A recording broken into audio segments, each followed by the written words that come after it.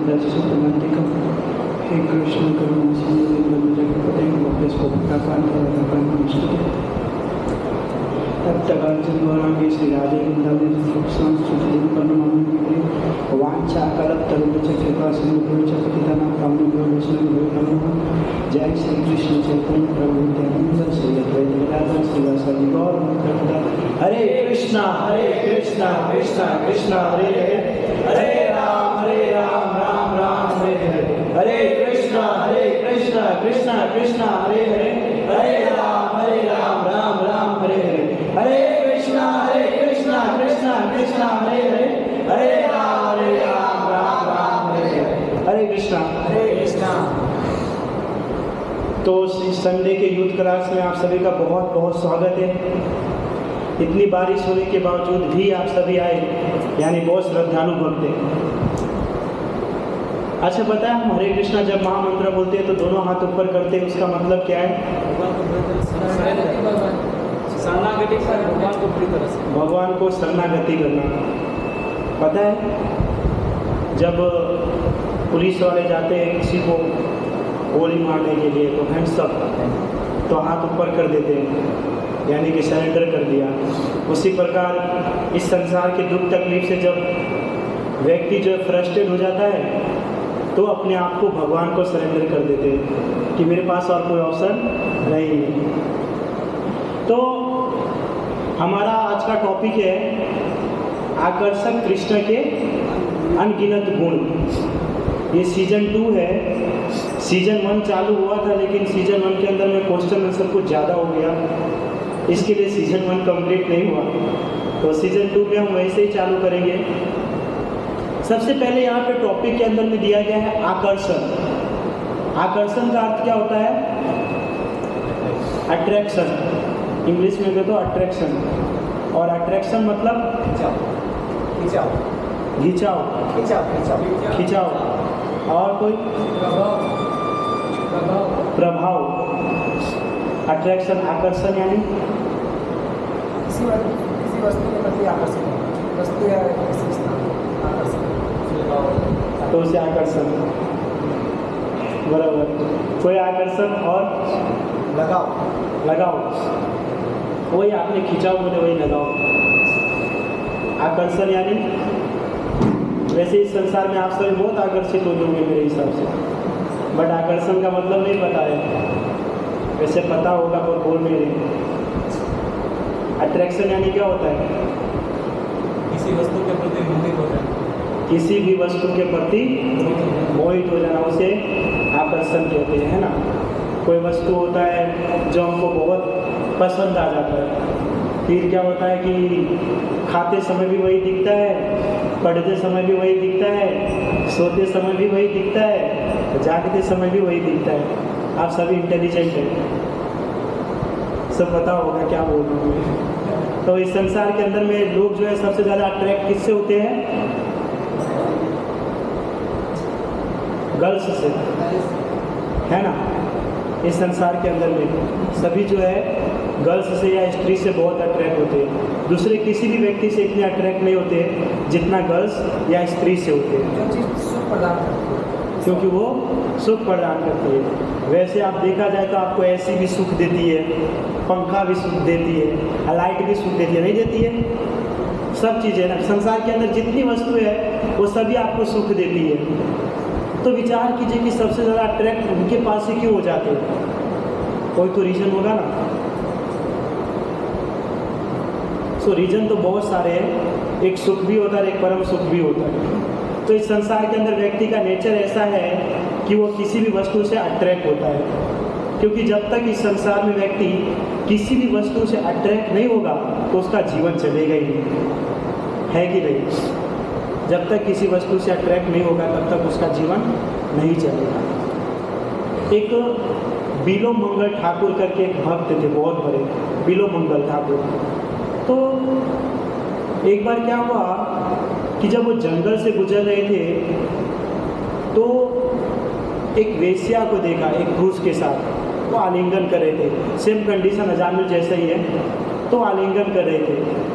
तो बिलो मंगल ठाकुर जो है शास्त्र में बहुत निपुण थे, बात करते थे तो हमारी तरह नहीं इंग्लिश में, गुजराती में, हिंदी में, मराठी में, वो संस्कृत में बात करते थे। हाँ, और हर वस्तु के ऊपर श्लोक बोलते थे।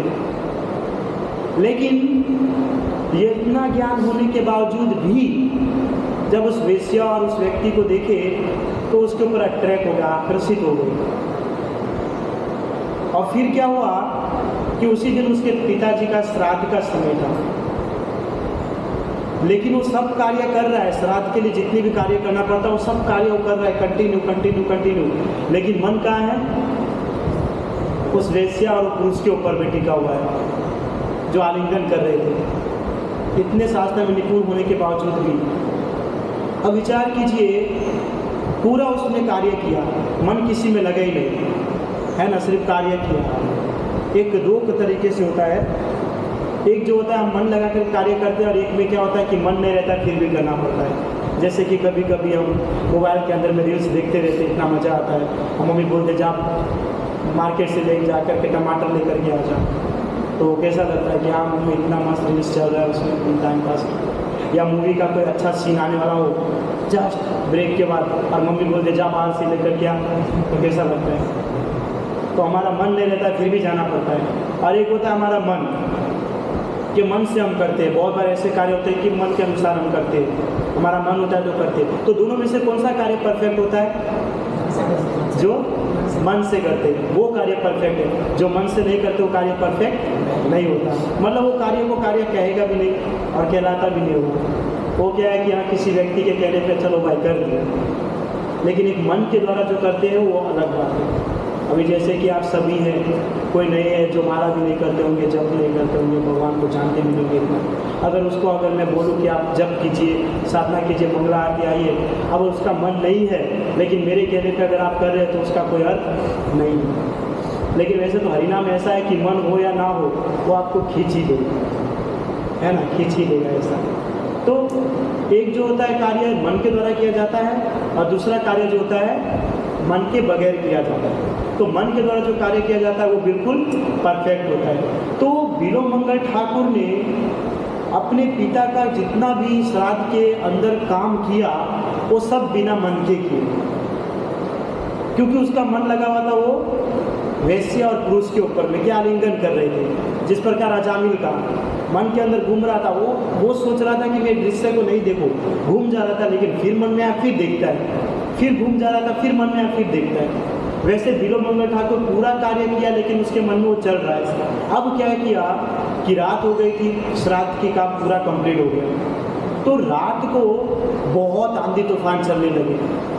शास्त्र के अंदर में ऐसा लिखा है कि बाढ़ जैसा माहौल हो गया, बाढ़, पूरा पानी पानी भर गया। लेकिन वो स्त्री के ऊपर इतना आसक्त था बिलोमंगल ठाकुर, उस बाढ़ के अंदर में देख रहा है इतनी बरसात आ रही है, बाढ़ आ रही है, पानी की लहर चल रही है, उसके अंदर कूद पड़ा, क्योंकि नदी के दूसरे किनारे वो वेश्या का घर था, नदी के दूसरे किनारे। तो उसके अंदर वो कूद पड़ा और तैरने लगा, तैरते तैरते थक गया, तो उधर से एक डेड बॉडी आई, वो मृत शरीर, मरा हुआ शरीर आया। तो वो उस शरीर के ऊपर चढ़ के फिर नदी को पार करने का प्रयास किया। उसको पता ही नहीं है कि ये डेड बॉडी है, उसको लगा कोई लकड़ी है उसके ऊपर मैं चल के जा रहा हूँ। कितना आसक्त है, मतलब आसक्त नहीं, अट्रैक्ट है उससे, कितना अट्रैक्ट है कि वो डेड बॉडी को भी लकड़ी समझ रहा है, और डेड बॉडी के ऊपर चढ़ करके नदी को क्रॉस किया। नदी को जब क्रॉस किया तो दूसरा किनारा आया, फिर वहाँ पर सामने में वेश्या के घर थे। अब रात के 12-1 बज रहे थे, उसने तो दरवाज़ा लॉक करके रखा था, दरवाज़ा ओपन करके तो कोई सोएगा नहीं। तो जब वो बिलोमंगल ठाकुर वहाँ पहुँचा तो देखा कि अब जाऊँ तो जाऊँ कैसे। तो उसने ऐसा देखा कि उसके जो रूम का जो विंडो है, खिड़की, वहाँ से एक चीज़ लटक रहा है, रस्सी जैसा। उस रस्सी को पकड़ के ऊपर चढ़ने लगा, लेकिन वास्तव में वो रस्सी नहीं था, वो सांप था। आप देखिए अटैचमेंट, देखिए कितना है उनका उस स्त्री के प्रति। तो वो सांप को रस्सी पकड़ के ऊपर चढ़ गई, और जब वो वेश्या के पास पहुंचा वहाँ, तो वेश्या ने, उस टाइम तो लाइट की सुविधा नहीं थी, वो दीपक जलाया, उन्हें ऐसा लालटेन उसको जलाया। तो देखा तो बिलोमंगल ठाकुर, उसका पूरा शरीर खून से लथपथ पूरा शरीर था उसका, तो वेश्या ने कहा कि ये क्या, कौन से कंडीशन में तुम आए हो, कौन हो, क्या है तुम, मतलब कितना आसक्त हो एक स्त्री के प्रति, जो मल मूत्र से बना हुआ शरीर है उसके प्रति इतना आसक्त हो गए। और फिर उस वेश्या ने उस लालटेन को ले जाकर के विंडो के पास रखा तो उसने देखा है तो सांप है। बोला तुम इतने आसक्त हो कि सांप को पकड़ के तुम ऊपर आए, और तुमने जो नदी क्रॉस किया है वो डेड बॉडी के ऊपर चल करके तुमने क्रॉस किया है। तुम्हारा मेरे प्रति इतना तुम्हारा मतलब कि आसक्ति है, अगर यही आसक्ति तुम्हारा अगर भगवान के प्रति होता तो आज भगवान साक्षात प्रकट हो जाते। सो अटैचमेंट चीज़ जो है ना, वो अट्रैक्शन वो बहुत खराब चीज़ है, क्योंकि इस संसार के अंदर व्यक्ति को पता नहीं कि अट्रैक्ट किससे होना चाहिए, किससे होना चाहिए उसे नहीं पता। बस किसी भी वस्तु के पास है थोड़ा सा हंस के बोल दी हाय हेलो हरे कृष्णा, तो खुश हो जाते हैं। कभी इंस्टाग्राम चालू किया, कोई गर्ल से इसका आया होगा मैसेज, हरे कृष्णा बोल, आप बहुत अच्छे लिखते हो, हो एक बार उन्होंने मैसेज करके छोड़ दिया, आप 10-10 15-15 मैसेज छोड़ेंगे, भले वो सीन करे कि नहीं। रात के 1 बजे देखेंगे, 3 बजे देखेंगे, सुबह उठ करके पहले वही देखेंगे इंस्टाग्राम चालू करके, अला उसका मैसेज आया कि नहीं। तो विचार कीजिए हम कितना अट्रैक्ट होता है। अट्रैक्ट इसको अट्रैक्ट कहलाएगा ये? मुझे तो लगता ही नहीं अट्रैक्ट कहलाएगा, क्योंकि जिसको आप जानते नहीं है उसने मिस्टेक्स, और उसने दूसरी आईडी, लड़का अगर आईडी बना करके बात कर रहा हो तो फिर क्या करेंगे। सो क्या है कि हम अट्रैक्ट बहुत जल्दी हो जाते हैं किसी भी चीज़ से, वो अट्रैक्ट जल्दी नहीं होना चाहिए। अट्रैक्ट ऐसे व्यक्ति से होना चाहिए कि जो हमेशा के लिए हो।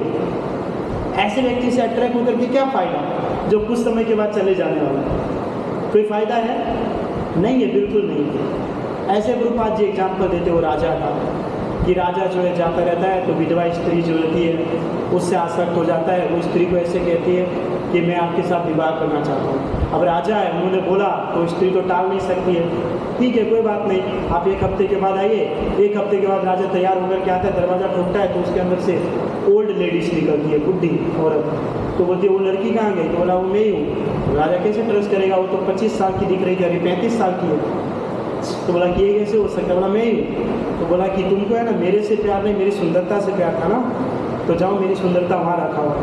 तो जब उस लड़की ने उनको भेजा राजा को अंदर, तो अंदर में जा कर के देखा एक पात्र के अंदर में मल भरा हुआ था, एक पात्र के अंदर मूत्र भरा हुआ था, एक पात्र के अंदर में खून भरा हुआ था, एक में पिशाच भरा हुआ था और एक में वॉमिट भरा हुआ था।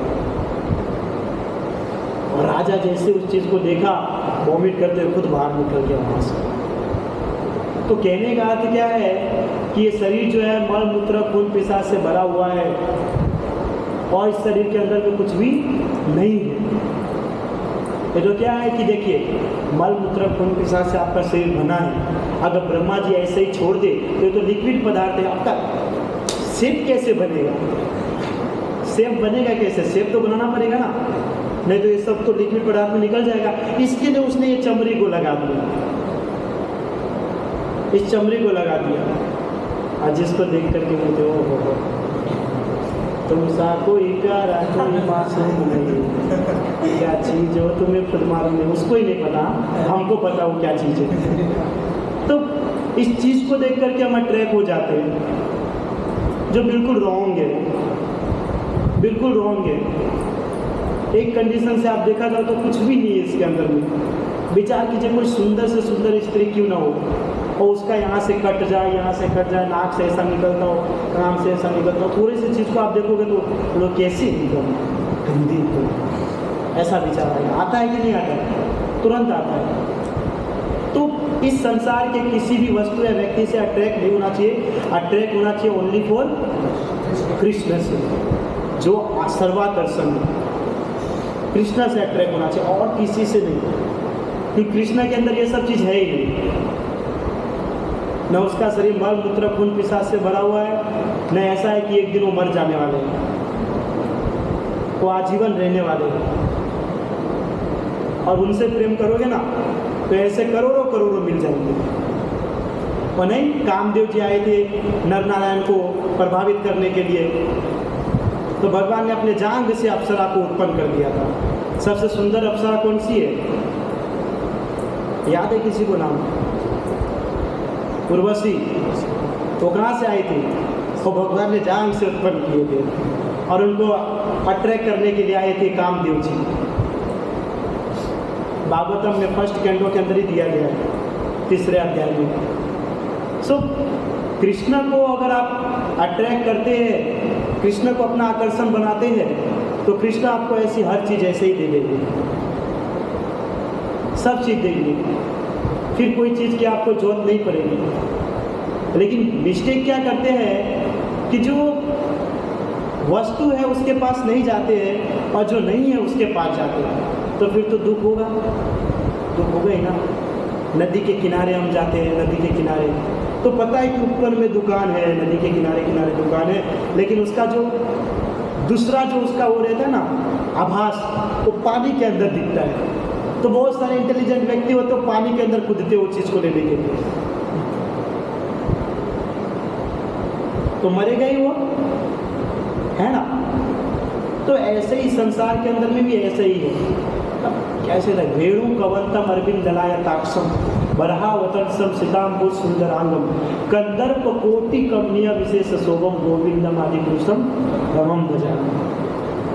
कि करोड़ों करोड़ों कामदेव भी भगवान कृष्ण के बराबर नहीं कर सकते। तो ऐसे को पसंद कीजिए। इस संसार के लोगों को क्या पसंद करना जिसके अंदर कुछ है नहीं। इसके लिए तो यहाँ पे आकर्षण कहा गया ना भगवान श्री कृष्ण को। तो आकर्षित होना है तो किससे आकर्षित होना हमको? कृष्ण को। पर रात को जाकर के सब चैटिंग करेंगे।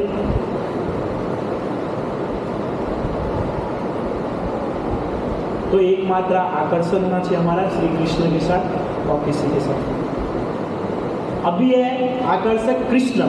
कृष्ण का अर्थ क्या है? सर्वाकर्षण।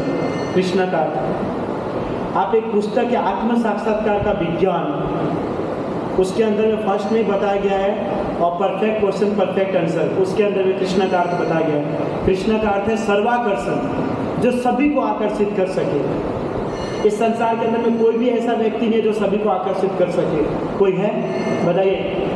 कि मुकेश अंबानी हो, धीरूभाई अंबानी हो और टाटा बिरला ये सब बोलते हैं, ये सब सभी को आकर्षित करते हैं? नहीं करते। सिर्फ उनका नाम आता है तो हमको पता चलता है हाँ वो रिच हो गए, बस, उसके अलावा कुछ नहीं।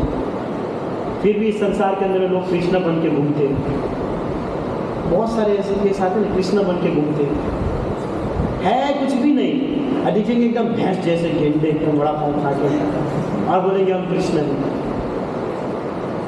इस कलयुग के अंदर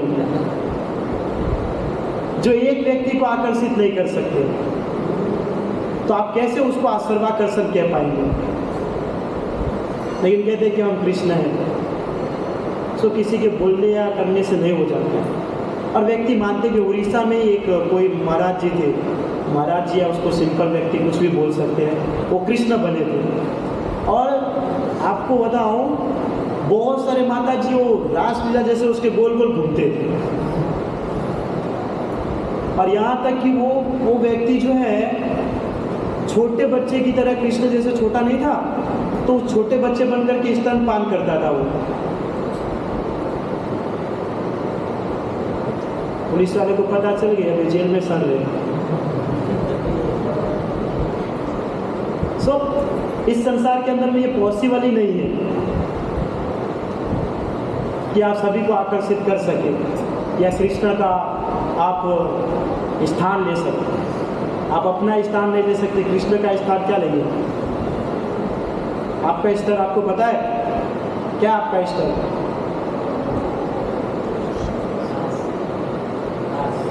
दास। कोई मानता है? नहीं मानेंगे। हम क्यों दास बने? हम तो सेठ है। इसी के कारण तो यहाँ आए, इसी के कारण आए। भगवान ने बोला था मेरी सेवा करो, बोले नहीं, जैसे ये लोग आपकी सेवा करें ना वैसे ही मेरी कोई सेवा करना। जा, कोई बात नहीं, खाली है जगह, फिल इन द ब्लैंक्स करना पड़ता है ना, जाओ भरो उस जगह को। लेकिन लास्ट में भगवान ने कहा कि दुखी हो गए तो वापस से मेरे पास आ जाना।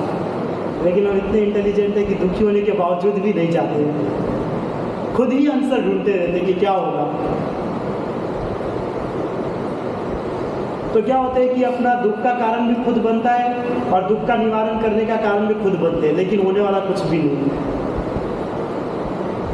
तो कृष्ण ने कहा है कि दुख से भरा हुआ संसार, उसमें सुख कहाँ से मिलेगा? पॉसिबल है नहीं ना। जब आपको बोल दिया जाएगा कि कोयले के खान में जाओगे तो वहाँ डायमंड मिलेगा, तो गटर के अंदर में मुंह भी डाल दोगे तो भी नहीं मिलेगा। बताया है कि डायमंड मिलेगा कोयले के खान में, तो गटर में जाने की क्या जरूरत है? सो भगवान ने कहा है कि दुखालय संसार है, तो फिर सुख ढूंढने की क्या बोलेंगे ऐसा? तो आकर्षक कृष्ण, कृष्ण का अर्थ हुआ सर्वाकर्षक। पर फिर है कि अनगिनत, अनगिनत यानी जो कभी गिना नहीं जा सकता है। ऐसे गुण है कृष्ण के पास। आप बोलेंगे रोज शास्त्र के अंदर में तो 64 गुण बताया गया है कृष्ण। प्रश्न हो सकता है 64 गुण तो बताए गए, लेकिन 64 गुण सिर्फ कृष्ण के बताए गए है अनेकों। आप कम से कम 64 गुण को याद रख लो, ये बहुत बड़ी बात है। मुझे तो नहीं लगता है किसी को एक गुण भी याद होगा। बताइए तो कोई 64 में से एक गुण। ऑल अट्रैक्टिव, बहुत अच्छा। सर्वाकर्षक और देश बस यही सर्वाकर्षक अच्छा है। टॉपिक था तो एक पॉइंट मिल गया।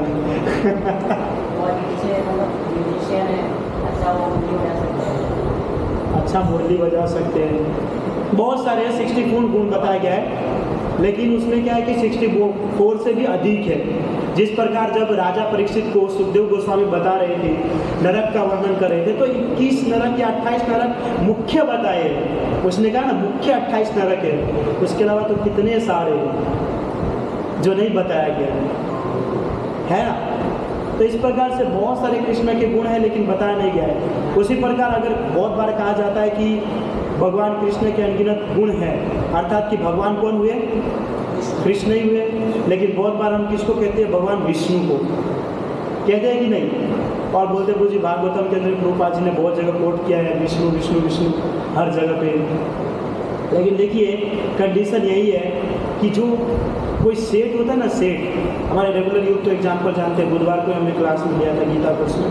बट जो सेठ होता है ना, जो ऑफिस की रचना करता है, ऑफिस बनाता है, उसके अंदर एक मैनेजर को रखता है कि नहीं? मैनेजर को रखता है मैनेजमेंट करने के लिए। तो मैनेजर मैनेजमेंट सब करता है, तो कारीगर सबसे ज़्यादा किसको जानेगा? सेठ को कि मैनेजर को? मैनेजर को जानेगा। आप ही आंसर बोल रहे हो, मेरे को मत बोलिएगा। मैनेजर को जानेगा सबसे ज़्यादा। क्यों? क्योंकि सब चीज़ वही करवाता है। तो इसका मतलब ये तो नहीं हुआ कि सेठ नहीं है कि नहीं? इसका मतलब ये नहीं ना सेठ नहीं है, सेठ है लेकिन मैनेजर को लगाया गया। वैसे ही कृष्ण है, वो अपनी लीला में लीन रहते हैं, लेकिन भगवान विष्णु, ब्रह्मा, शिव, ये सब जो है अलग अलग उसको एक सेवा दिया गया है, जिसके हिसाब से वो कार्य करते रहते हैं। लेकिन हम क्या देखते हैं कि शिव जी ने ऐसा किया तो शिव जी भगवान है, ब्रह्मा ने ऐसा किया तो वो भगवान है, विष्णु ने ऐसा किया तो वो भगवान है। लेकिन उसके ऊपर तो देखिए वो क्या है कि हमारी इंद्रिया एक सीमित है, इसलिए हम ऊपर नहीं देख पाते हैं, सीमित है। अभी मैं पूछूं कि इसके बाहर क्या हो रहा है तो आप सबको पता चलेगा? नहीं पता चलेगा, इंद्रिया सीमित है। तो ऐसा तो नहीं है कि आपकी इंद्रिया सीमित है तो बाहर कुछ नहीं हो रहा है कि नहीं? आपकी इंद्रिया सीमित है लेकिन बाहर तो बहुत कुछ हो रहा है, आप नहीं देख पा रहे, ऊपर हो तो रहा है ना। तो उसी प्रकार इसमें भी है, आप इतने लेवल तक ही हो, ऊपर के लेवल पे नहीं जा सकते। इसका मतलब ये नहीं कि ऊपर का लेवल नहीं है, ऊपर का लेवल है, लेकिन आप वहाँ तक पहुँच नहीं सकते। श्रीमद् भागवतम के अंदर में बताया गया है कि जो विष्णु होते हैं ना, विष्णु, उसके अंदर में कितने गुण बताया जाता है? 93%। कितने?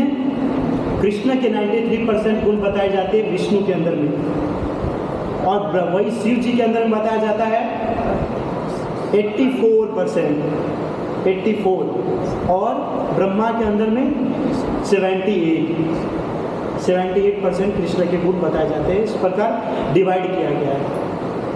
तो इसके ऊपर एक साधु महाराज जी से उन्होंने कमेंट भी किए थे, मैं उनका नाम नहीं जानता, बट मैंने देखा था, उन्होंने बोला कि जो बहुत सारी संस्था है भगवान के अलग अलग गुण देखता है कि इसका ऊपर एक नीचे ऐसा, लेकिन अगर ऐसा नहीं देखा जाए तो आप उसके अंदर में समानता कैसे निकाल पाओगे कि उसके अंदर में कौन परफेक्ट है कौन परफेक्ट नहीं है।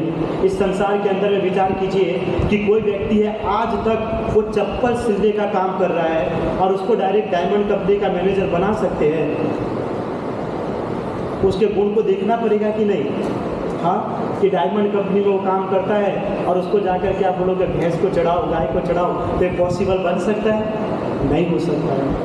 तो दोनों में डिफरेंस है ना, गुण में फ़र्क है ना।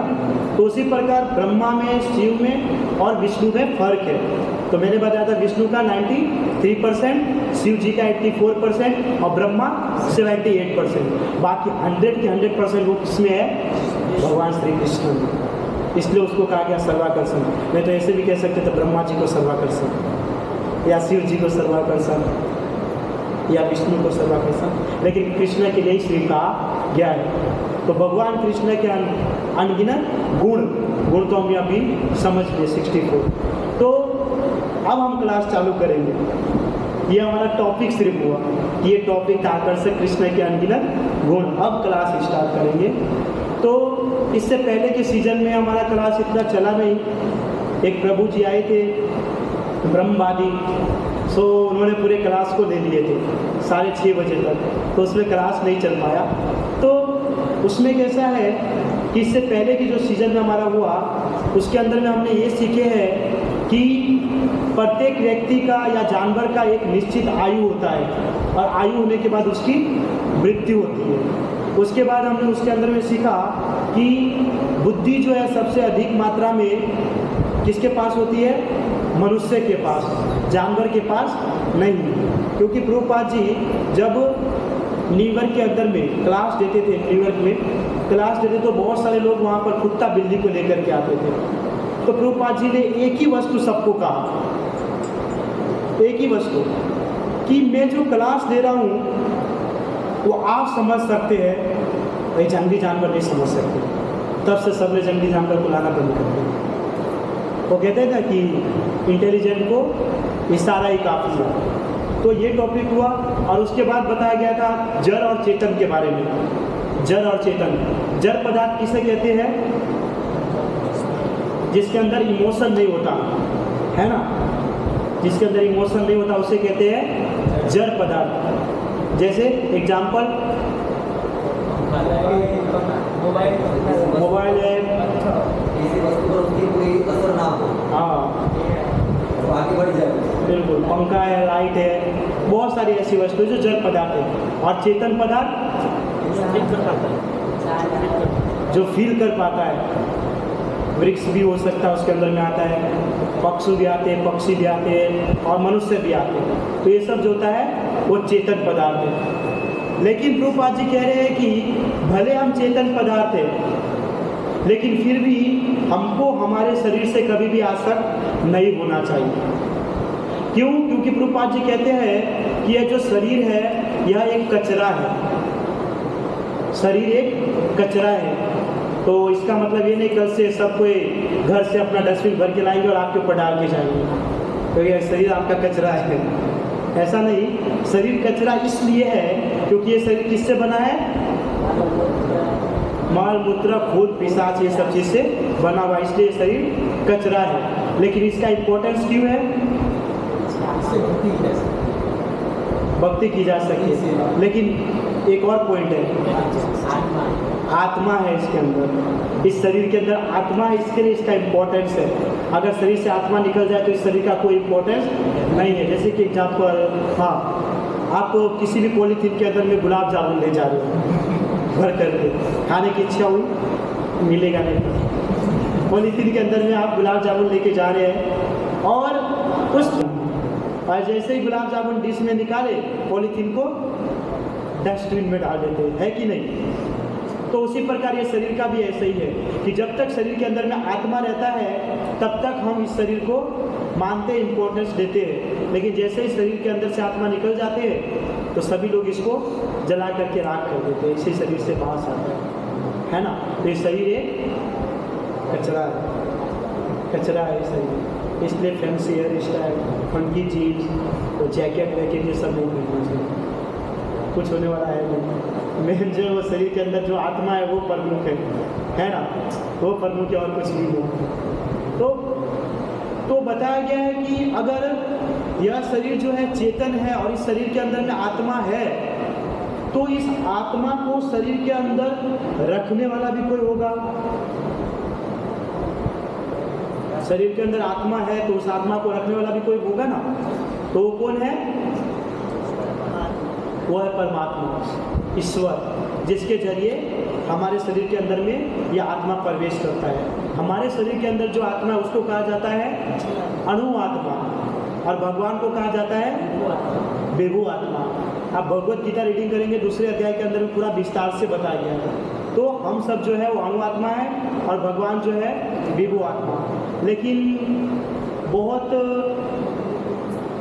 गर्व की बात है कि इस संसार के अंदर में कई सारे व्यक्ति जो है इसके ऊपर ट्रस्ट नहीं करते, भरोसा नहीं करते। गर्व की बात है, आप कॉलर ऊंचा कर सकते हैं कि लोग इसके ऊपर ट्रस्ट नहीं करते, या बहुत सारे साइंटिस्ट हैं जो ट्रस्ट नहीं करते। बहुत सारे करते भी हैं, बहुत सारे नहीं भी करते। लेकिन एक एग्जाम्पल दिया गया है कि बहुत सारे लोग जो है ट्रस्ट नहीं करते कि आत्मा है इसके अंदर। तो ये जो कोरोना वायरस आया था अभी 3 साल तक चला होगा ना, शायद 3 साल तक ये कोरोना वायरस चला है। इसमें कितने सारे लोगों की मृत्यु हुई होगी? लाखों क्या लाखों करोड़ों लोगों की मृत्यु हुई होगी, है कि नहीं? तो कभी भी साइंटिस्ट ने बताया उसकी मृत्यु क्यों हो गई? क्यों मृत्यु हो गई? हम समझ सकते हैं क्योंकि उसके अंदर से आत्मा निकल गई। वो उसका रीजन नहीं बताएंगे, पर ये बताएंगे कि इसके अंदर आत्मा नहीं है। तो क्या है भाई? ओ big bang theory. Big bang theory, वो सबको इकट्ठा किया, ब्लास्ट हुआ और ये संसार बन गया। तो कोई महाराज जी बोल रहे थे ऐसे कि एक काम करते हैं, सुतली बम, लक्ष्मी बम, आतिशबाजी सब लाते हैं, उसको जलाते हैं और दूसरा स्पॉन टेम्पल खड़ा हो जाएगा। तो ये पॉसिबल नहीं है। आप ट्रस्ट कर से इसके ऊपर ये हो सकता है? नहीं हो सकता, पॉसिबल ही नहीं है। बट फिर भी उसके ऊपर वो लोग ट्रस्ट करता है। ओके, कोई बात नहीं। देखिए, इस संसार के अंदर में ऐसा नहीं है कोई कोई वस्तु हमारे हाथ में है, कोई कोई वस्तु हमारे हाथ में नहीं है ना। जैसे कि देखिए, लाइट अगर चालू करना हो आपके हाथ में है कि नहीं, है ना? क्या करेंगे? स्विच ऑन करेंगे। पंखा चालू करना हो वो आपके हाथ में है कि नहीं? है। मतलब कि ये सब आपके हाथ में है। आप स्विच ऑन करोगे तो पंखा चालू हो जाएगा, और स्विच बंद करोगे तो पंखा बंद हो जाएगा। और अगर मेन जगह से पावर काट दिया जाए तो फिर कुछ नहीं होगा, सिर्फ स्विच चालू बंद होगा और कुछ होगा नहीं। फिर तो कहा गया, आपके बस में तो रहा नहीं। अभी तो बोले आपके बस में, ये तो रहा नहीं आपके बस में, नहीं ना। उसी प्रकार बताया जाता है कि भगवान कृष्ण की अगर अनुमति है तो आप संसार में प्रत्येक कार्य कर सकते हैं, और अगर कृष्ण की अनुमति नहीं है ना तो आप चिखोगे, चिल्लाओगे, कुछ भी कर लो, नाचो गाओ झूमो, कुछ भी करो, कुछ नहीं होने वाला है, कुछ भी नहीं होने वाला है। क्योंकि सबको नचाने वाले तो हमारे एकमात्र भगवान श्री कृष्ण ही है। एकले ईश्वर कृष्ण आर सब भृत्य, एकमात्र भगवान कृष्ण है और सभी उसके दास है, सभी उसके दास है। तो वो जो चाहेगा वही होगा। एक बार बीच में हम जन्माष्टमी के दिन प्रीचिंग कर रहे थे, विकास को हम प्रीचिंग कर रहे थे, तो उसके अंदर में एक यूथ आया। उनको हमारे यूथ ने बताया कि सब जो है कृष्ण की इच्छा से होता है। तो उसने क्या बताया कि यानी कि हम गलत कार्य करते वो भी कृष्ण की इच्छा से होता है। वो बोला कि गलत कार्य करते वो भी कृष्ण की इच्छा से होता है। तो मैंने कहा कि ऐसा नहीं होता, आप सही कार्य कर रहे हो, वो कृष्ण की इच्छा से, गलत कार्य है वो आपके कारण हो रहा है। आपने पूर्व जन्म में कैसा पाप किया आपको पता है? नहीं पता। आप विचार कीजिए, कोई भी गलत कार्य करने के लिए जाते हैं तो एक बार आवाज जरूर आता है, फिर क्या है, किसने एक बार जरूर आता है कि नहीं करना चाहिए। चोर पहली टाइम चोरी करने जाता है ना तो उसको लगता है कि यार नहीं करना चाहिए, पकड़ाऊंगा, क्या करूँगा क्या नहीं, बोलता है कर लेते, बाद में देखा जाएगा, है ना। जैसे हमारे साथ होता है, और आपको यूट्यूब चालू करते यूट्यूब से घूमते घूमते रील्स आता है, रील्स देखते देखते कुछ अप्सरा दिखती है, वहाँ से फिर जाते हैं गूगल के ऊपर में, गूगल के ऊपर सर्च करते हैं, देखते हैं, बोला किसको पता चलेगा। फिर करके क्या करेंगे, हिस्ट्री में जाएंगे और हिस्ट्री में जा करके सर्च में से सबको डिलीट कर देंगे। वहाँ से तो डिलीट हो गया, यहाँ से यहाँ से कहाँ से होगा? ऑप्शन है? कोई ऑप्शन नहीं है। तो जितना कचरा अंदर भरोगे ना तो उतना कचरा ही अंदर जाएगा। तो पहले इस कचरे को बाहर डालना पड़ेगा और फिर कृष्ण रूपी जो पदार्थ है ना एकदम सुपर, वो अंदर बैठेगा। भरे हुए बाल्टी के अंदर पानी डालोगे तो नीचे ही गिरेगा। कि कोई है कि भरे बाल्टी में भी पानी भर सकता है? बताइए कोई नहीं। हाँ, कोई टैलेंट नहीं है। तो इसी प्रकार कि इस माइंड के अंदर जो कचरे हैं ना, इसको बाहर निकालना चाहिए। जितने भी कचरे आप भर के रखे हो, तब जाकर आकर्षक कृष्ण के अनगिनत गुण को समझ पाओगे। नहीं तो मैं 4-5 सीजन लूँगा, आप बस यही समझोगे आकर्षक कृष्ण के अनगिनत गुण। फिर बाहर जाकर के बोलोगे हमारी गर्लफ्रेंड के अनगिनत गुण, अरे कितनी अच्छी है, हेयर स्टाइल है, कितना अच्छी दिखती है, गाड़ी चलाती है, मेरे साथ बात करती है, कोई फर्क नहीं पड़ेगा। इसी प्रकार इस संसार के अंदर में 2 प्रकार के व्यक्ति होते हैं। जो कचरे भर के रखते हैं ना, वो नास्तिक होते हैं। कौन? नास्तिक। और जो कचरे नहीं भरते वो आस्तिक होते हैं। तो आस्तिक व्यक्ति जो होते हैं वो भगवान के अलावा और कोई बात नहीं करेंगे, है कि नहीं? आप हमारे इस्कॉन के अंदर में जितने यूथ आते हैं, जितने भक्त आते हैं, उनके पास जाइए, वो कृष्णा के ऊपर ही चर्चा करेंगे। या कृष्णा के ऊपर चर्चा नहीं करेंगे तो उसके रिलेटेड ही कुछ चर्चा करेंगे और फालतू की बात नहीं करेंगे, क्योंकि उसको पता है कि और फालतू का बात करने से कुछ मिलने वाला है ना। तो अगर कोई चीज़ करने से हमको कुछ मिल नहीं रहा है तो वो चीज़ हमको करना चाहिए, तो फिर भी हम क्यों करते हैं? किसी को गाली देना, किसी को हर्ट करना, गलत चीज़ देखना, गलत कार्य करना, किसी को जोर से बोल देना, मम्मी पापा के साथ गलत बिहेव करना, कुछ मिलने वाला है? नहीं मिलेगा। तो क्यों करते हैं? क्योंकि प्रभु जी नरक को किस लिए बनाया गया है, और वहाँ पे जाने के लिए तो ये करना पड़ेगा ना, इसके लिए करते। क्योंकि हम दूर का विचार करते, मैं भूल गया था, हम दूर का विचार करते, पास का नहीं। तो इसके लिए हम ये सब गलत कार्य करते हैं, क्योंकि गलत कर्म करेंगे तभी तो वहाँ जाएंगे। लेकिन हमको वहाँ नहीं जाना, हमको आस्तिक बनना है, भक्त बनना है, कृष्ण भक्ति साधना करना है। जो आस्तिक लोग होते हैं कभी भी कृष्ण के अलावा कोई चर्चा नहीं करते, उसके पास आप खड़े रहो, आपको बहुत मजा आएगा, बहुत मजा आएगा। ऐसा लगेगा कि दिन रात उनके पास रहूँ, उनसे सुनता रहूँ, बात करता रहूँ, ऐसा लगेगा, ऐसा फील होगा। तो ये कृष्ण भक्ति का इफेक्ट रहता है। आप विचार खुद सोचेंगे कि आज जब कृष्ण भक्ति में आप नहीं थे, जितने तिलक और माला कर रहे, कृष्ण भक्ति में नहीं थे, आपको कोई पूछता नहीं होगा इतना बात। और जब से कृष्ण भक्ति में आए तो BMW वाला, ओडी वाला हो, मर्सिडीज वाला हो, कि कोई भी बद्दा हमें त्यागने तमने कैसे हरे कृष्णा प्रभु जी તમારું તો વટ પડી ગયા. એટલે રહેતા હોય ઝોપડામાં અને હાવ એટલા મોટા બિલ્ડર બનાવીને મસ્ત તૈયાર થઈને આવે છે, ફોર વ્હીલર માટે ઉતરે છે, તમને ખાલી કૃષ્ણ ભક્તિમાં આવવાથી આટલું બધું સન્માન છે. તો કેમ આપણે એટલા ઇન્ટેલિજન્ટ બનવું છે? શું મળવાના છે? कृष्ण भक्ति में एक्सेप्ट करो, अरे कृष्ण भक्ति को एक्सेप्ट करो, उसके अलावा कुछ भी नहीं है, कुछ भी नहीं है संसार के अंदर में. अगर कुछ है कुछ करने से तो मुझे जस्ट बताओ कि प्रभु जी ये करूँगा तो मुझे मिलेगा. कब तक मिलेगा भाई? जब तक हमारे भगवान कृष्ण ने जो आपको दिया अंदर में अणुआत्मा, तब तक ले लेंगे तो बस कोई काम नहीं भाई. निकालो इसको घर से बाहर, बाहर सारा इसके सोर्स. तो वो कुरुक्षेत्र के शमशान भूमि में डाल करके आपको ओम नमः शिवाय कर देना.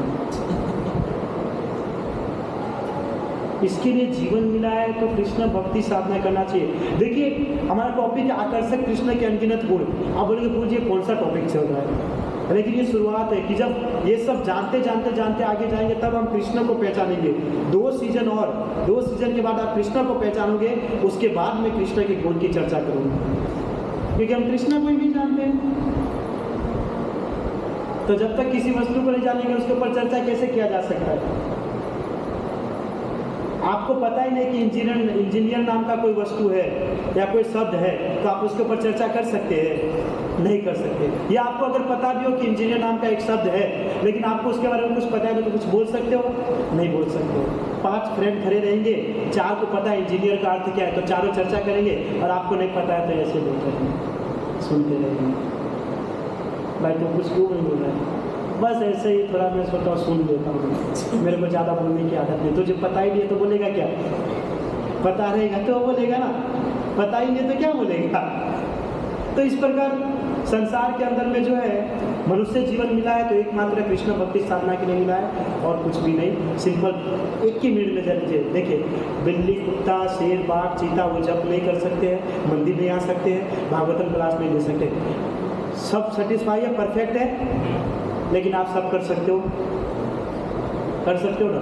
तो बस आप समझ जाइए, इंटेलिजेंट हैं। लेकिन जो नास्तिक लोग जो होते हैं, वो नास्तिक लोग वो कभी भी कृष्ण के ऊपर ट्रस्ट नहीं करते, भगवान के ऊपर ट्रस्ट नहीं करते।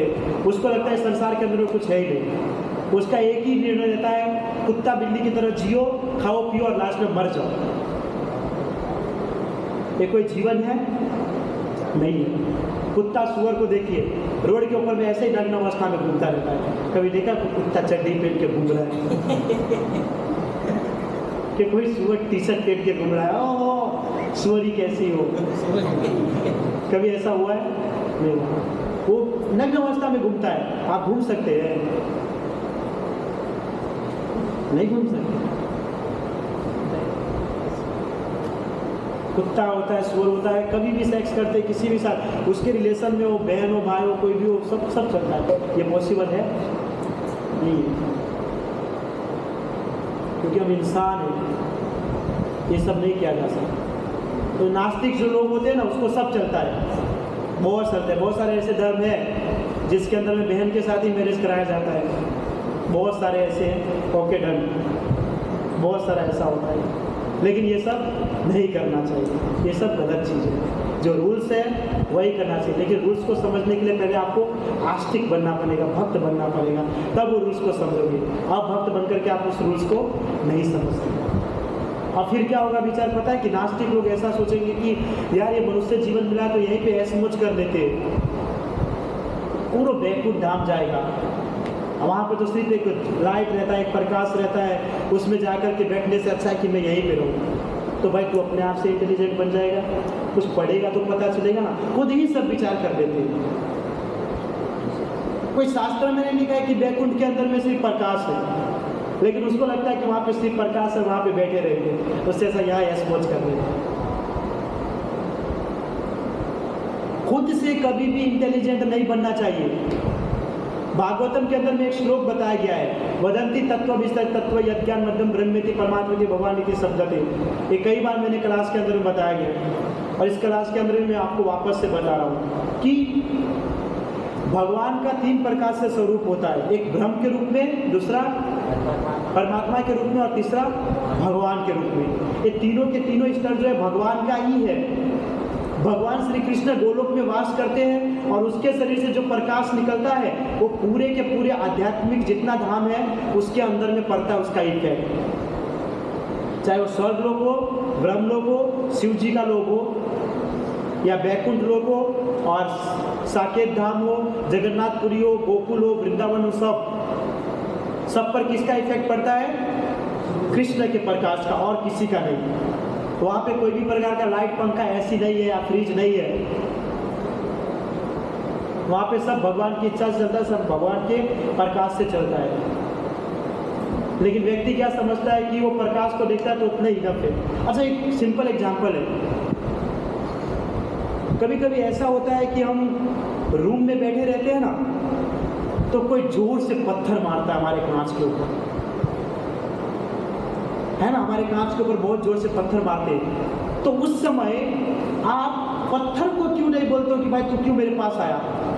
उसको क्यों ढूंढते हो कि किसने मारा? इंसान से वो पत्थर आता है, इंसान के वजह से वो मतलब खुद नहीं आया, वो इंसान के वजह से पत्थर आया, पत्थर खुद अंदर नहीं आया। उसी प्रकार से प्रकाश निकल रहा है, तो प्रकाश निकल रहा है तो उसको निकालने वाला भी कोई होगा ना। ये तो यही बात है, अक्ल भरी है भैंस को बोलेंगे प्रभु जी भैंस, अला भैंस भरा नहीं होता है, अक्ल भरा होता है। वो मैं स्कूल में स्टडी करता था ना, तो एक छोटा सा चौक आता था, उसमें एक बहुत पहलवान व्यक्ति था, एकदम हट्टा कट्टा खली के जैसा वो था, और एक एकदम पतला आंधी जैसा, एकदम पतला अवधेश प्रभु जैसे एकदम पतले। तो जो झाड़े जो थे ना, झाड़े उसको दोनों के अंदर में रेस हुआ कि ये रुमाल जो है, रुमाल के वो दीवार के उस साइड फेंको। तो जो मोटे इंसान जो खुश हो गया, अरे मैं इंसान को उठा के फेंकता हूँ, ये तो रुमाल है, खुश हो गया। बोला ठीक है, फर्स्ट चांस आपको दिया जाएगा। उस मोटे व्यक्ति ने उस रुमाल को पकड़ा और जोर लगा के दीवार के उस साइड फेंका, तो उड़ करके वापस उसके पास आ गया। अब क्या करेगा, एक ही चांस था, डन। और वो पतले व्यक्ति की बारी है, अवधेश प्रभु उस रुमाल के अंदर पत्थर डाला, बाहर जीत गए। अक्ल भरी की भैंस, अक्ल भरी है भैंस नहीं, अक्ल बड़ा होता है।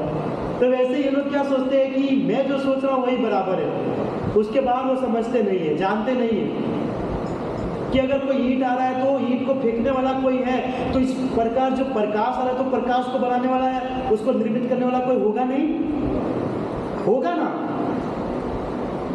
बुक है आपके पास 5वीं क्लास का सब, तो उसको पढ़ाने वाला भी तो कोई है ना। लेकिन आप सिर्फ मानोगे कि नहीं सिर्फ बुक है, तो जाओ 5वीं से 6वीं में जाके दिखाओ, टीचर के बिना पॉसिबल ही नहीं है। स्कूल में कंपलसरी कॉलेज में जाना पड़ेगा, तब एक स्टैंडर्ड से दूसरे स्टैंडर्ड में आप प्रवेश करोगे। तो उसी प्रकार प्रकाश है, लेकिन इस प्रकाश को बनाने वाला भी कोई है। तो इसी प्रकार क्या होता है कि जब हम ट्रेन से यात्रा करते हैं ना, तो बहुत बार दूर से हमको दिखता है कि वहाँ पे बहुत बड़ा पहाड़ है, बहुत बड़ा पहाड़ है। और जब और उसके पास में जाते हैं तो देखते हैं कि पहाड़ के साथ वहाँ पे तो क्या बोलते हैं, जंगली जानवर भी है। और जब पास में जाते हैं तो देखते हैं कि पहाड़ भी है, जंगली जानवर भी है, छोटे छोटे पेड़ पौधे भी है, कुछ कुछ झोपड़ी बनी हुई है, वहाँ पे कुछ लोग भी रहते हैं। तो इन तीनों में परफेक्ट कौन सा है देखना, थर्ड, सबसे लास्ट वाला है ना। तो लोग क्या करते हैं कि पहली वस्तु को देख करके वहीं पे रुक जाते हैं, तो इंटेलिजेंट हुआ नहीं हुआ। लेकिन जो नास्तिक लोग होते हैं ना, वो वहीं पे रुक जाते हैं, वहीं पे, और उसके आगे वो बढ़ते नहीं हैं। तो भाई तेरी कंडीशन हुआ है, तू यहीं तक सोच, तुम यहीं तक सोच सकते हो, उसके आगे नहीं बढ़ सकते। बहुत बार हम बोलते हैं ना किसी किसी व्यक्ति को, भाई तेरी सोच यहीं तक है, तो इससे आगे कभी नहीं बढ़ पाएगा। तो लोग ऐसे ही रहते हैं, और वहीं तक सोच के लास्ट में है ना, वो ब्रह्म तक भी नहीं पहुंच पाते, नरक लोक में भटकते रहते हैं। कभी आप जाओगे ना विमान से तो देखोगे वो मिलेगा, हाय बाय करते जाना मतलब। बोला था ना ब्रह्म ब्रह्म, फिर तो ब्रह्म में भी नहीं किया, नरक में जाकर के गिरते। तो इस प्रकार नास्तिक लोगों की इस प्रकार की फिलोसॉफी होती है, लेकिन ये बिल्कुल गलत है। एकमात्र कृष्ण ही जो है बढ़कर है, सबसे बड़ा, और उसके अलावा और कोई है नहीं। मुस्लिम लोग है ना, एक शब्द बोलते हैं ला इलाहा इल्लल्लाह, एक शब्द बोलते हैं ला इलाहा इल्लल्लाह। इसका अर्थ उसने आज तक जाना नहीं कि क्या है ला इलाहा इल्लल्लाह। वो सुबह सुबह तो मैं जब करने के लिए जाता हूँ छत के ऊपर मंगला आरती के बाद, हाँ, तो वहाँ से वो वहाँ इतना दूर कहाँ से आता है पता नहीं, वहाँ से यहाँ तक आवाज़ आता है, रावलपुर यहाँ तक आवाज़ आता है। तो उसके अंदर में यही ये लोग सुर ताल बना करके बोलते हैं, सुर ताल बनाते हैं। ऐसे अच्छा नहीं लगे ना, मैं जैसे बोला ला इलाहा इल्लल्लाह, कैसा लगेगा थोड़ा ला इलाहा, तो सुर ताल बना करके तो थोड़ा अच्छा लगेगा। तो हमारे इतने इंटेलिजेंट है कि हनुमान चालीसा चालू करते हैं, जय हनुमान ज्ञान गुण। तो इसका अर्थ भी ला इलाहा इल्लल्लाह का अर्थ भी बताया गया है कि उससे बढ़कर कोई नहीं है, लेकिन कौन, वो जिज्ञासा नहीं करते। इसका अर्थ भी हिंदी में देखा जाए तो बताया गया कि इनसे बढ़कर कौन नहीं है, लेकिन हम जिज्ञासा कभी नहीं करते किससे बढ़कर नहीं। वो आज ही मैं एक रील्स देख रहा था, किसने मुझे बताया, उसके अंदर में हमारे हिंदू गए थे, हिंदू वो गए थे पूछने के लिए, मुस्लिम धर्म में कोई व्यक्ति होगा, उनसे पूछा कि आपका अल्लाह जो है वो स्त्री है या पुल्लिंग है।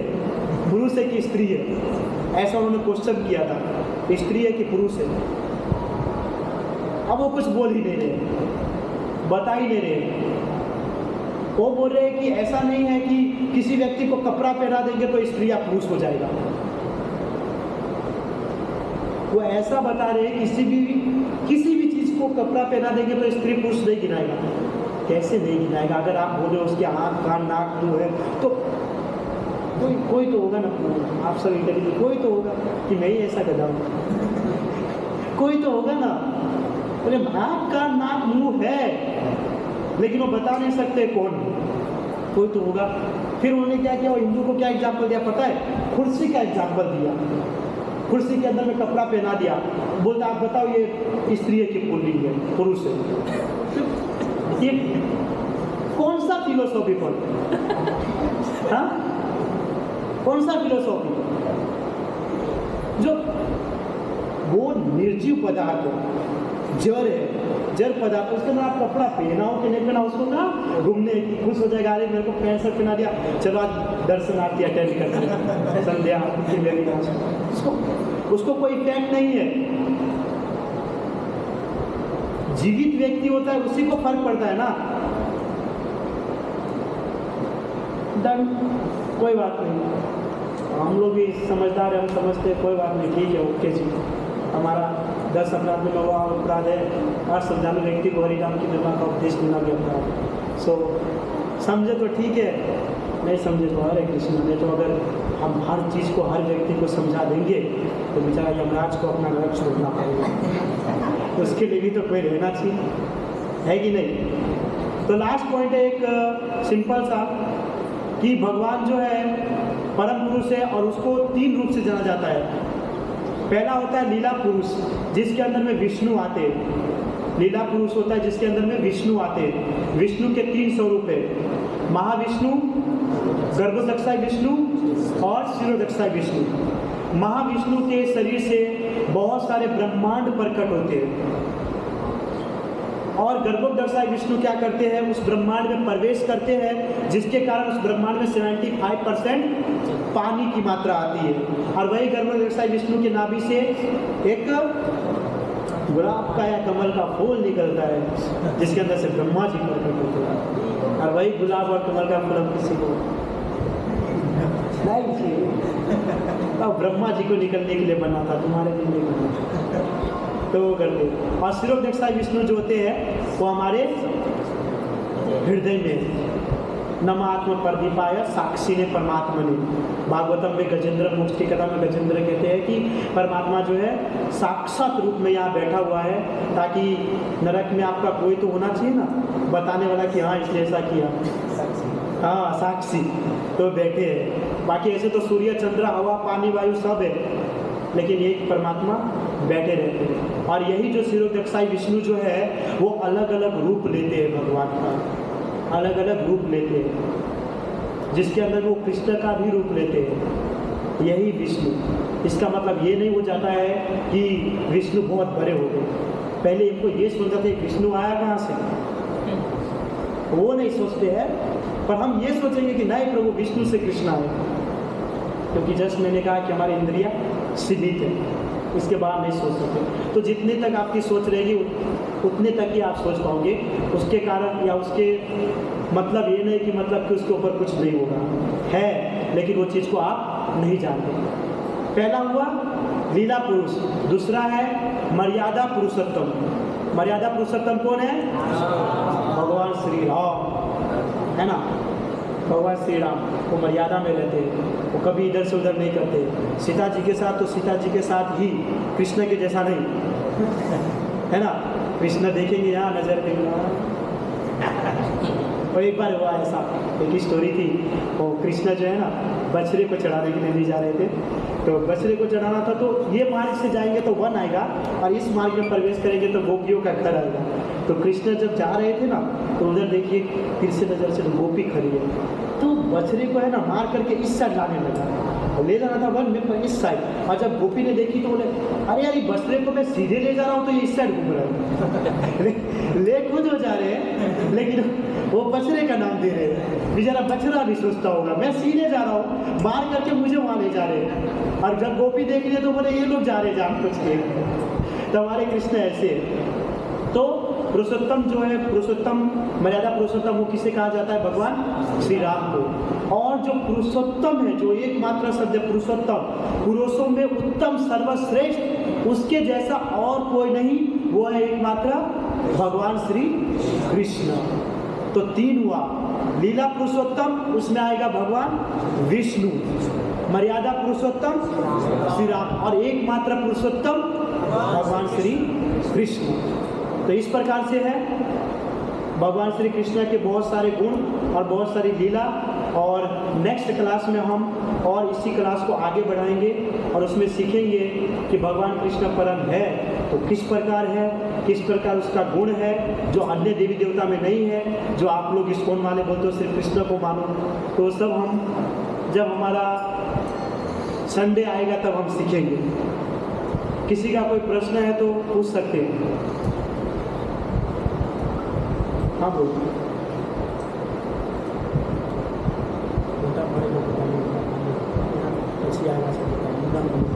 बोले सर, हम कई सारी स्टोरी सुनते हैं जहाँ पर जो महान संत होते हैं, जो शास्त्रों में निपुण होते हैं, उनको अगर फंसाना होता है, चाहे इंद्रदेव को फंसाना हो या महादेव को फंसाना हो, तो वो उन्हें जो फंसाने की कोशिश करती है, इंद्रदेव या महादेव, तो जो अनर्थ काम है उसमें फंसाने की कोशिश करती है।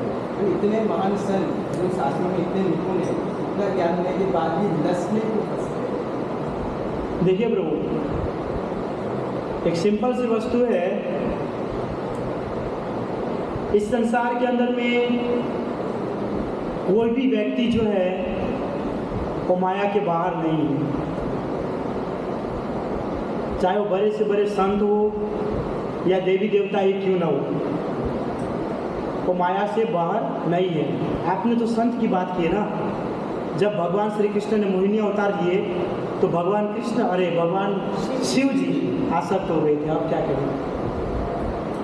सो कृष्ण के धाम में जो वास करता है, उसके अलावा और जितने भी देवी देवता हो, ब्रह्मा जी हो, शिव जी हो, साधु पुरुष हो, सब के सब इस माया के जाल में फंसते हैं।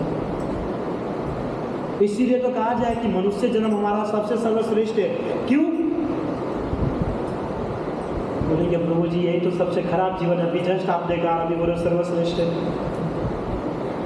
सर्वश्रेष्ठ इसलिए है क्योंकि मनुष्य जीवन में हरे कृष्ण महामंत्र का चैंट करके जप करके हम भगवान के धाम में जा सकते हैं, लेकिन देवी देवता वहां पर चैंट ही नहीं कर सकते, जप ही नहीं कर सकते। इसीलिए तो सुखदेव गोस्वामी जब राजा परीक्षित को कथा चालू किए थे देने के लिए, तो देवी देवताओं ने कैसा अमृत लेकर के आए थे। सुखदेव गोस्वामी को कहा ये अमृत लीजिए और हमें भागवत सुनाइए। सुखदेव गोस्वामी का मटकी को लेकर के तुरंत भाग जाओ अपने धाम में, नहीं तो मेरे मुंह से श्राप निकल जाएगा।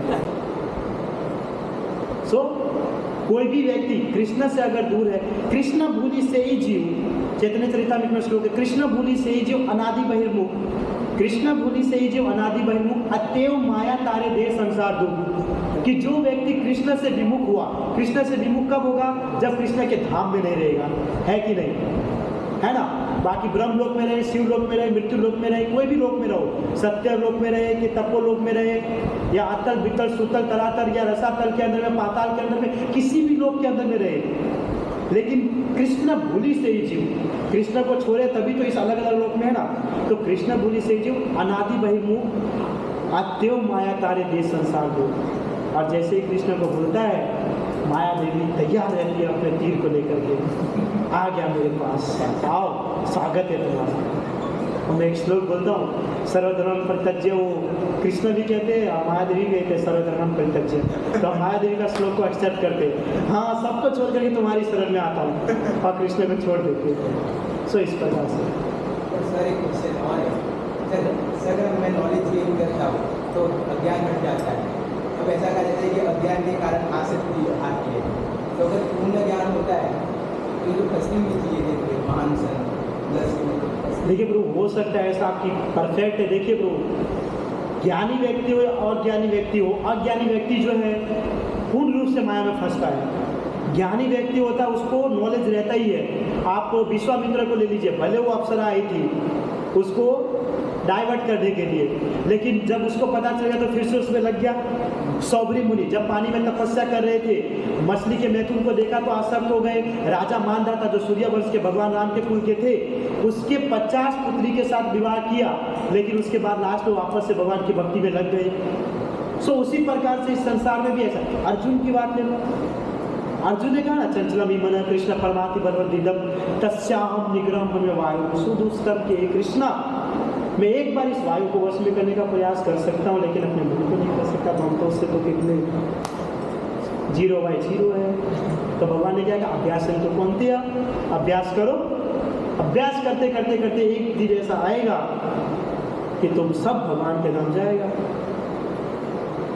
है कि नहीं? Okay done. तो आप सबका बहुत बहुत धन्यवाद मुझे 1 घंटे झेलने के लिए। और इसमें नए नए कौन है जो फर्स्ट टाइम आए हो, हाथ ऊपर कीजिएगा। अच्छा, आप सबको कैसा लगा? बहुत अच्छा लगा। आप सभी गुजराती है? अच्छा, यूपी बिहार से है, मतलब मेरे वाले हैं। मैं भी बिहार से ही बिलोंग करता हूँ। सो आप सबका बहुत बहुत धन्यवाद, आप आए क्लास में। हमारा संडे क्लास होता है, हमारा यूथ ग्रुप भी है। प्रभु जी आप सबका कॉन्टैक्ट नंबर लेंगे या अभी वे आउट अटेंडेंस किस सीट गई होगी, नहीं गई। सो नए जितने भी है, ये करण प्रभु है और यश प्रभु, आप दोनों खड़े हो जाओ। करण प्रभु, यश प्रभु, इनको आप अपना अपना कॉन्टैक्ट नंबर दे दीजिए और ये आपको ग्रुप में ऐड कर देगा। और जब भी हमारा क्लास रहेगा नेक्स्ट टाइम, आपको कॉल किया जाएगा और आपको सम्मान के साथ यहाँ पर बुलाया जाएगा कि राजा प्रभु का 1 घंटे का लेक्चर झेलने के लिए आइए। सो आपको अच्छा लगेगा तो आप सब आएंगे, है ना? તમે ગુજરાતી છો તો આવતા રહો, બહુ મજા આવે। કેમ કે સંસારની અંદર બધી વસ્તુ આપણે જોઈએ છે, કોઈમાં સુખી છે નહીં, કોઈ પણ માણસ, બધા દુઃખી જ છે। સાચો સુખ ક્યાં છે એ કોઈને ખબર નથી। એના કરતાં સારું અહીંયા આવો, જરાક સાંભળો। હું એમ નહીં કહું કે તમે તિલક લગાવો, માલા કરો, મારા જેવા ધોતી કુર્તા પહેરો, મંદિરમાં આવી જાઓ, પણ જરાક નોલેજ है ને। मुस्लिम लोगों 5 वर्षના છોકરાને ખબર છે કે કુરાન શું છે, હા? ક્રિશ્ચન લોકોના 5 વર્ષના છોકરાને છે કે બાઇબલ શું છે। આપણને આપણું ગ્રંથ જ નહીં ખબર છે। रहવું જોઈએ कि नहीं? पूरा नॉलेज रहना चाहिए ना। तो इस नॉलेज को रहने के लिए आप सिखाइए, और ज़्यादा कुछ नहीं करेंगे, बस इतने ही, है ना? धन्यवाद। हरे कृष्णा। श्रील प्रभुपाद की जय। प्रेमानंद हरे।